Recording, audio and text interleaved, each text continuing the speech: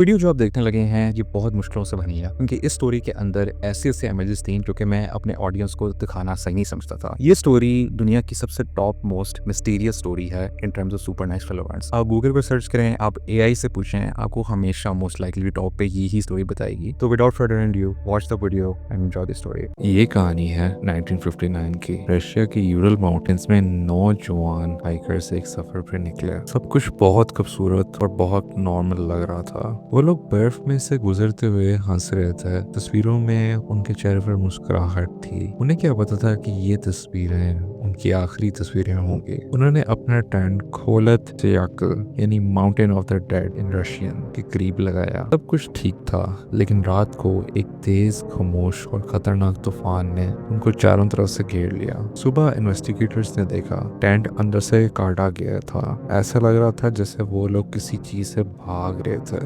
बर्फ में नंगे पांव उनके निशान दूर तक जा रहे थे, अंधेरे में जहाँ कोई वापस नहीं आया। सबसे पहले 2 लाशें एक भरे सीडर ट्री के नीचे मिली। वो आधे नंगे थे। फिर स्लोप पर 3 और लाशें मिली। वो अपने टेंट की तरफ लौटने की कोशिश में जंप किया था। आखिरी 4 लाशें एक गहरी खाई में मिली, बर्फ के नीचे छुपी हुई। कुछ चेहरों पर सुकून था, जैसे वो ठंड में चुपचाप मर गए। जब एक्सरे किया गया तो पता चला उनका सीना ऐसे टूट चुका था जैसे उन पर कोई बहुत भारी किस्म की फोर्स लगी हो। एक और लाश में जुबान और आंखें गायब थी। ये सब गैगर काउंटर जिससे रेडियो एक्टिविटी मेजर करते हैं वो भी मिला। कुछ कपड़े कंटामिनेटेड थे, जैसे उन पर किसी न्यूक्लियर टेस्ट का असर हुआ हो। सबसे मशहूर थ्योरी थी एवेलांच थ्योरी कि एक स्लैब ऑफ स्नो टेंट पर आया और सबको भागना पड़ा। इसके बाद एक और थ्योरी है, कुछ लोगों ने ये भी बोला कि रात को आसमान में ऑरेंज लाइट देखी गई थी। इसके अलावा ये भी थ्योरी है कि मिलिट्री टेस्ट साइट थी